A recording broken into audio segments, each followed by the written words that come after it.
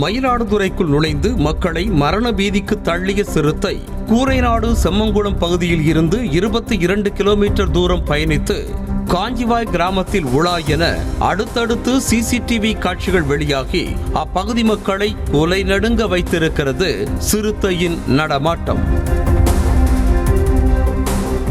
Mayiladuthurai railway நிலையம் அருகே உள்ள பாலத்தின் கீழ்ப்பகுதியில் சிறுத்தையின் கால் தடம் இருப்பதாக வந்த தகவலை அடுத்து மாவட்ட வனத்துறை அலுவலர் அபிஷேக் தோமர் மற்றும் அதிகாரிகள் அங்கு ஆய்வு மேற்கொண்டனர்.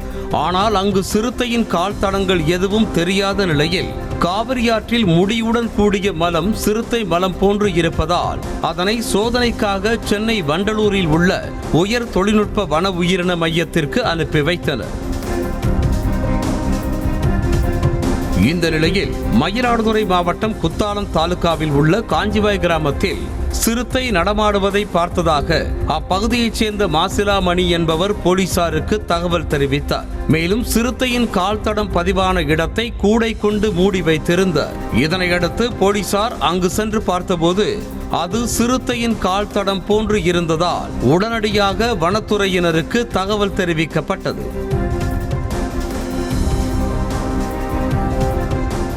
இதனைத் தொடர்ந்து வன ஆய்வாளர் ஜெயச்சந்திரன் மற்றும் மசனக்குடியில் T20 புலியை பிடிப்பதில் சிறப்பாக செயல்பட்ட நீலகிரி முதுமலை புலிகள் காப்பகத்தில் பணியாற்றும் பொம்மன் என்பவர் தலைமையிலான 3 வனக்காவலர்கள் ஆகியோர் சம்பவ இடத்திற்கு சென்று சோதனை செய்தனர். அதில் அங்கு பதிவானது சிறுத்தையின் கால் தடம் என்பது உறுதியானது.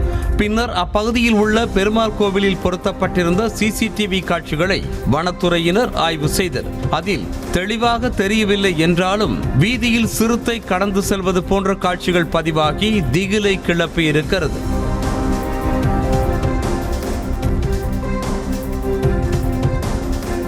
முதலில் சிறுத்தை தென்பட்ட செம்மங்குளம் பகுதியில் இருந்து காஞ்சிவாய் கிராமம் 22 கிலோமீட்டர் தொலைவில் உள்ளது. இந்த நிலையில் சிறுத்தை கிட்டத்தட்ட 22 கிலோமீட்டர் தூரம் பயணித்து வந்திருக்கிறது என்ற தகவல் அறிந்து மயிலாடுதுறை மக்கள் ஒருவித அச்சத்துடன் வாழ்ந்து வருகின்றனர்.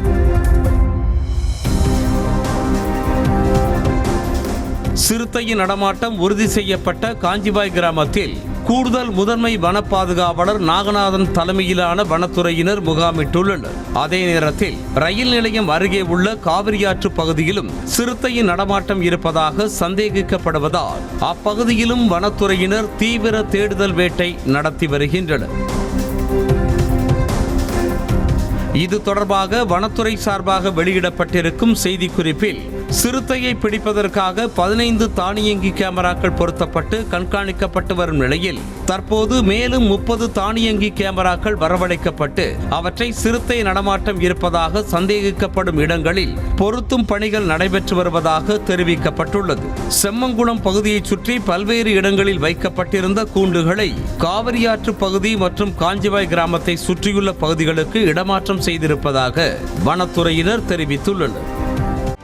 செய்திகளை உடனுக்குடனும் துல்லியமாகவும் தெரிந்து கொள்ள சப்ஸ்கிரைப் பண்ணுங்க.